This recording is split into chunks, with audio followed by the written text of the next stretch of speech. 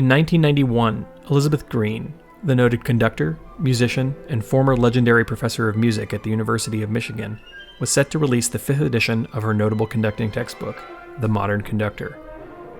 This textbook, first published in 1961, covered Green's philosophy that our hands will learn whatever we teach them. Using exercises Green learned from and developed with noted Ukrainian conductor Nikolai Malko, the text outlines several techniques and methods for budding conductors to practice in their conducting instruction. New to the 1991 edition was an add-on made by Green herself, a VHS demonstration tape to accompany the text. The tape is slightly dated and features exercises ranging from some basic stretches to advanced arm independence techniques that take time and practice to master. These techniques are demonstrated by Green herself, who was well into her 80s at the time of filming. The entire VHS has been ripped into a magnificent 333 by 480 pixels of resolution video and is available for all the world to see on YouTube. Just search Malko Conducting Exercises, Elizabeth A.H. Green. Today, I've prepared 9 examples from Elizabeth Green's Malko Conducting Exercises video.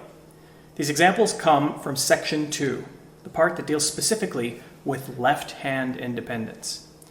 Bear in mind, this video isn't to teach you a repertoire of gestures that you might use in a concert setting, or teach you how to be overwhelmingly musical with your gestures, but simply to teach you the concept of keeping your left hand independent from your right. Let's get started.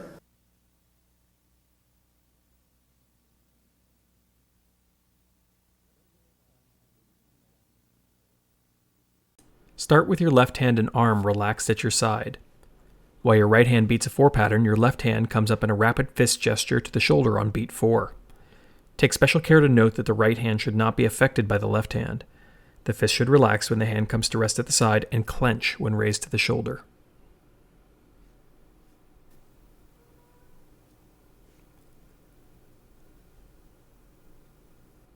This exercise follows the same general idea as the last exercise.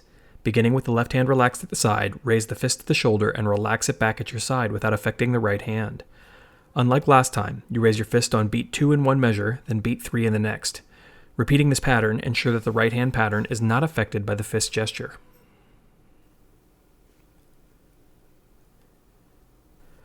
Just as with exercise 7, we're adding in specific beats on which to cue. This time, we'll cue on beat 4, beat 3, beat 2, and then beat 1, repeating the pattern when we've completed it. As before, take care not to disrupt the basic 4-4 pattern in the right hand.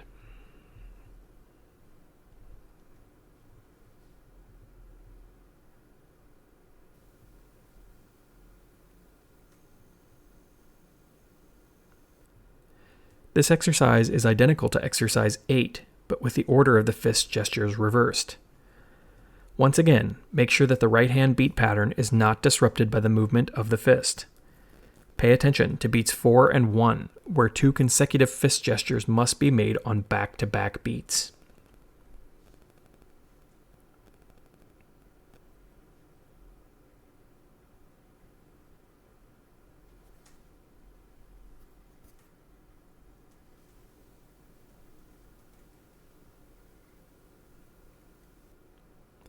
This time, we rest our clenched fist at the waist between gestures.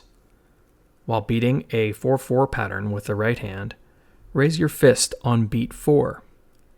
Gesture with the left hand 4 times, varying placement of the cue if you wish. Then stop the pattern and move on to beat 3 gestures with a fresh set of 4 measures. After another 4 measures have been completed, stop and move to beat 2. End the exercise with the gesture on beat 1.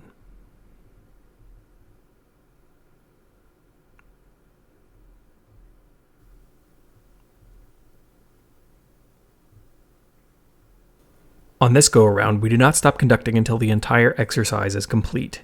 As with exercise 8, we will cue on beat 4 in the first measure, beat 3 in the second, beat 2 in the third, and beat 1 in the fourth, then repeat the entire exercise. As with exercise 10, the cue comes from the waist and the hand remains in a fist. You may again choose to vary the location of the cue as you see fit.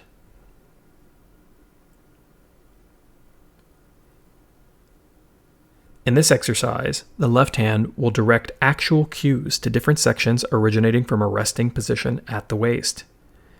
These cues are unprepared. Simply select a section at random and cue with a rapid point. Be sure to visualize your sections and cue, maintaining consistent eye contact and gesture. Placing some reference points, as I've done here, and here, and here, and here, can be helpful in developing this exercise.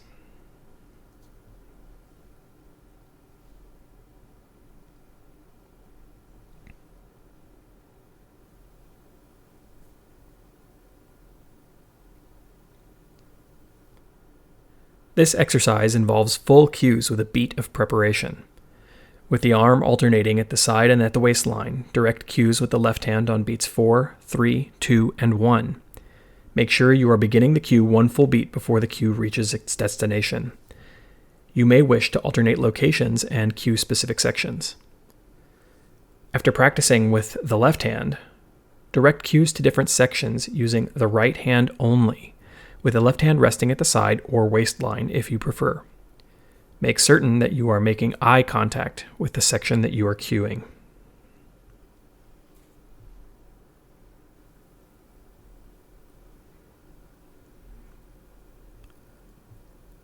With this exercise, we are practicing a full crescendo diminuendo over the course of a few measures. Beginning with the left hand at the side, conduct a 4/4 pattern in the right hand. Then begin a crescendo that takes place over the 2 bars to begin with. At the end of 2 bars, turn the hand over and diminuendo back to the starting position. The focus of this exercise is smooth gesturing in both arms. When you feel comfortable with 2 bars, crescendo diminuendo for 3 bars, 4 bars, and so on. After a few repetitions, begin to vary the pattern size in the right hand as the left hand moves upward and downward. Grow to the largest gesture as the left hand reaches its zenith. Likewise, let the pattern grow smaller as the left hand approaches the bottom of its path of travel. When you've got the hang of it, alternate the number of bars in this exercise and practice beginning and ending at the waist.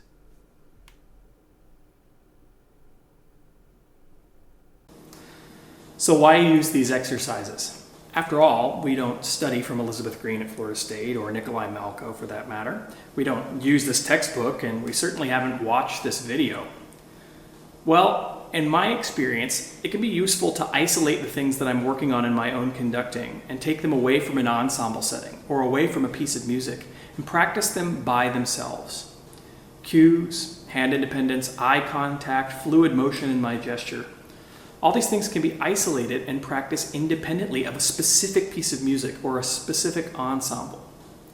As Green said, as our skills mature, the time ultimately arrives when our musical thoughts appear in our gestures, but only if the training has taken place. She ardently believed that unpracticed musical gesture takes up too much space in our brain for us to really work fluidly and musically with an ensemble. She believed that you had to practice these gestures and let them transfer into what you're doing with an orchestra or with a chorus. Yes, this methodology is a little different for many of us. But if we use this kind of instruction to supplement what we're already getting, I think it can be massively useful for many of us to practice the specific things in our gestures that need work.